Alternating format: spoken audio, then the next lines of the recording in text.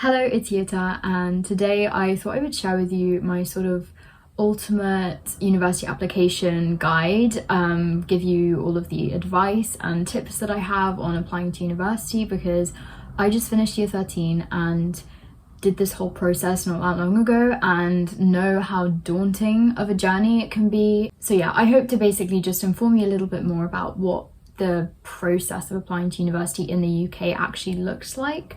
But also give you my advice on all of the different aspects of applying to university. So I thought I would quickly just give a overview of the whole process quickly before getting into the nitty-gritty of it all, and mainly just the key dates that you need to know. And I would say write these down somewhere and put them on your wall, because you don't want to miss these at all. So first of all, just the deadline of when you actually have to submit your application for, and your application consists of the sort of UCAS form, which includes all your personal details and contextual information and things like that, but also your personal statement.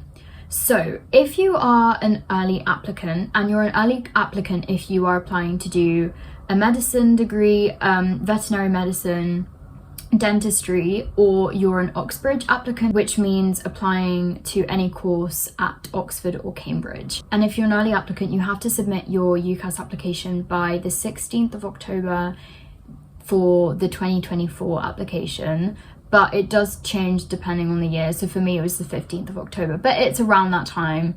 You can just look it up, it's on the UCAS website. And then for normal applicants, so that means everyone else, you need to submit your application to UCAS by the 31st of January for 2024 at, by 6 p.m. But as I said, it does change depending on the year, so do just check on the UCAS website, but it's always around January. So that's when you need to submit your application. And then the universities also have a deadline by when they have to respond to your application, whether you get a rejection or an offer. And that for 2024 is the 16th of May. Again, you can go on the website and check for your year, but for 2024, it's the 16th of May. So you will get a response between when you submit your application and the deadline that the universities are set. But remember, you can actually apply before the deadline, and the date where you can start applying is the 5th of September 2023 for this year's application. But yeah, you can apply from around September, so you don't need to wait till the deadline, obviously. So that is something worth noting. Okay, so that's just the sort of basic important information. As I said, make sure to write that down somewhere, because it's incredibly important to make that deadline. Otherwise, there is no guarantee that the universities will respond to you in time, and it's less likely that they will have spaces available, because they're going to prioritize people that apply by the deadline. If you miss the deadline, it doesn't actually mean that you can't apply, it just means that you probably won't get the same chances as everyone else. So it's really important to apply by the deadline. Okay, so I am going to backtrack now and talk about before you even start thinking about submitting your application, and that is just choosing the universities you want to apply to and the course and the degree that you want to do for the next 3 years. So it is a big decision, obviously, and I think at first it can be really overwhelming as to where even to start. And I think before you even start thinking about which universities you want to go to, you have to decide which course you want to do. That is a decision that is completely personal, and can be very easy for some people just know what they want to do, and incredibly difficult for others. I know that there were people in my year that were sort of switching between degrees right up until the last moment. It's never really too late to change your mind, but knowing which course you want to do can be so helpful with just deciding which universities you want to apply to. So I would say the first thing to do is just do some online research. So once you know what course you're doing, get online and research universities. So let's say you want to study psychology like me, looking at which universities are best for that degree, and offer the best course and have the best professors and lecturers and things like that. So yeah, you could start there, but there are so many things to consider when choosing which university you want to apply to. But I think some main ones are the course. So different universities will offer different modules for the same degree. So looking into that into detail, just get on the university websites, find your course, and they have all the module information there, so do look at that. Another one is uni rankings. This might not be important for everyone, but it might play a role for some people. It just depends on what matters to you. So where the universities rank in like the league tables could make a difference in which universities you apply to, or things like employability rates and things like that. Another thing is location. So do you want to live in a big city? Do you want to live at home? Do you want to move out? Do you want to live somewhere rural? All of these things play into account. Another thing is whether you want a campus university or a city university, and also entry requirements. So whether you think you would be able to meet their grade requirements or also their subject requirements. I honestly think that a big reason why I was rejected from UCL and King's is because of my A-level subjects. At UCL and King's, even though their requirement was that you had to do a science, which included psychology, they did say that they preferred if you did 2 sciences, and I only did psychology. I didn't do maths or biology or anything like that, and I think that that's a big reason why I got rejected, because I didn't do 2 A-level subjects. Even though it wasn't like a requirement to do 2, they did say they preferred 2, and I chose to take the risk anyway and apply. But that's why it's just so important to also check the sort of requirements and what risks you're willing to take and things like that. But yeah, that's all of the online research, but physical research is just as important. And what I mean by this is visit the university campuses, like go in person and visit them on the open days. These are incredibly important. I went to visit almost all of my university choices. The only one I didn't go to is King's, and that's just because I, to be completely honest, wasn't so keen with King's. I didn't love the course that they offered. But just to show you how important it is to visit the universities, I originally was going to apply to Warwick University, went to the open day, changed my mind, didn't apply. I'm in no way saying that Warwick is a bad uni. It is such an incredible uni, and honestly I was quite impressed by their campus, but for my degree I wasn't very impressed. When I went, there weren't really any stalls open for psychology. The department was shut for that day, and the building, the psychology building, was kind of very old and falling apart, and for me that just signaled they're not investing into this degree very much. And that was something that was important to me, like whether the university actually cared about this course. So yeah, that's why I would say it's incredibly important to visit the universities in person, because you might end up seeing that, oh, I don't think I want to go here for my course, or you might end up not liking the campus or whatever it is about it. Or it could change your mind about it. You might go and love it and then realise that you really want to go there. So yeah, visit the universities. One last thing about picking universities is don't be too safe. I think obviously you have to be realistic and pick an insurance university, like a safe choice grade wise, but I would say don't play too safe. You have 5 options.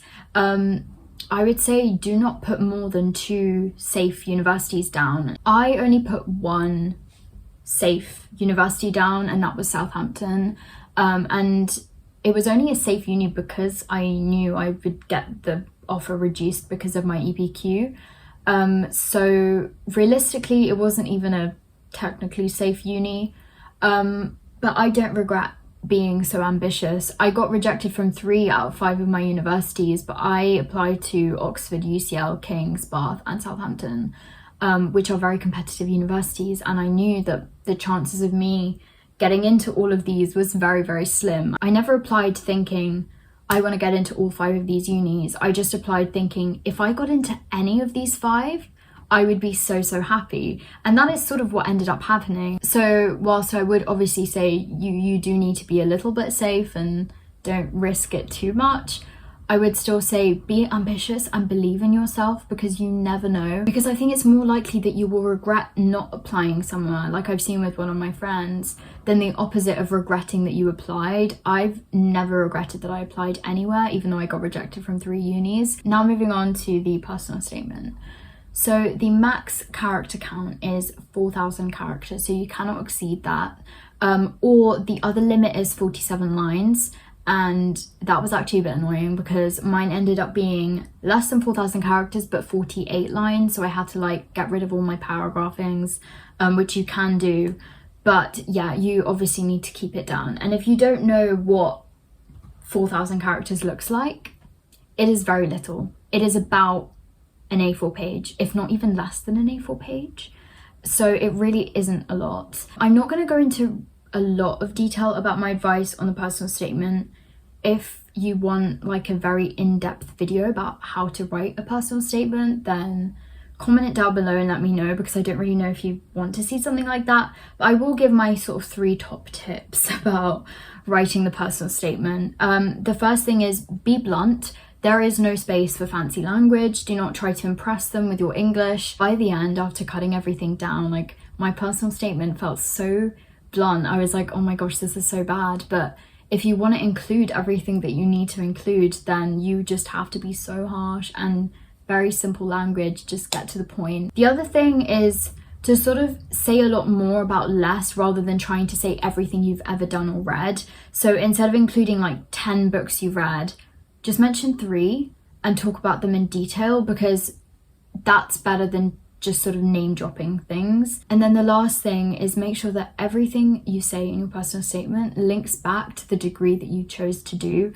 because that is ultimately what you're trying to convey with your personal statement, like why you chose that degree. Because universities want people to come who really care about that course, because they want people to finish the degree. Just make sure that even for extracurricular things that are non-academic, try to link them back to how they've aided you and would help you for the degree that you chose, if that makes sense. In terms of when to actually write your personal statement, if you're an early applicant, you need to finish writing it during the summer, and then when you get back to school in September, it's just tweaking and editing. This is actually embarrassing to admit, but I did not write my personal statement in the summer. I planned it, but that was it. When I went to school, I had maybe like 2 lines of my personal statement written, and I had like 2 weeks to write a complete first draft, when everyone else was like already getting onto their second draft. So it was very, very bad. Do not do that. Do not leave it last minute. It was so stressful, and I think the only reason why I was able to pull it off is because I am an English literature student, and so essay writing has literally become second nature. Like I was used to writing an essay every single week, if not 2 essays, because I also took history. But yeah, do not leave it last minute. And I would say for normal applicants, try and get a very rough, loose first draft in the summer as well.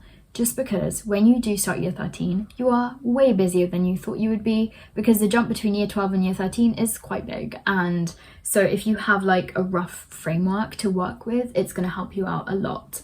And that leads very nicely onto my next tip, which is submit your application, so like your whole UCAS application, as early as possible. Do not leave it till January near the deadline to do it, because you forget that you're going to have mocks and homeworks and coursework to do, and that is going to take over your life, and this application is just going to be this stress on your back that weighs you down. And even if you're not like prioritizing it like that week, it's just going to add to your stress. I really just think, even if you're not an early applicant, get it in October, November, December. Like just don't wait till January, because that's when mocks usually are, December, January time, and you don't just want to drag it on that long. Just get it out of the way quickly. Then the last thing is, after you've submitted your application and all you have to do is kind of just sit around and wait, and it is this awful limbo period. I hated waiting. I remember just checking my emails every second of the day. Like